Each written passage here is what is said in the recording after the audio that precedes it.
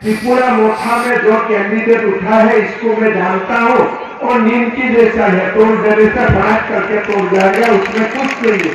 मैं 10 साल से जानता हूँ, कोई डरने वाला व्यक्ति नहीं है।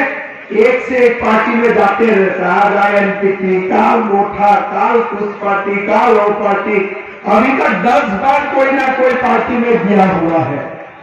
आप लोग कोई डरने का जरूरत नहीं है।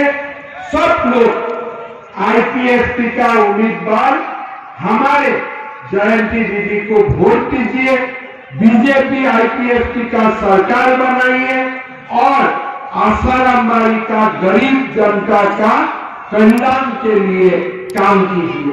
मैं बहुत ज्यादा बोलना नहीं चाहता हूं, लेकिन मेरा विश्वास है मैं जो बोला आप लोगों को जरूर समझ में आया होगा। आया है कि नहीं आया है?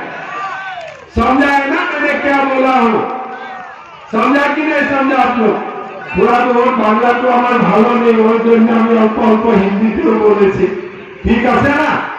তো এখন আপনারা ভোট কাকে দিবেন? দিদিকে দিবেন কিনা? দিদিকে দিবেন কিনা? দিবেন তো সবাই 100%। তখন আমার সঙ্গে বলেন ভারত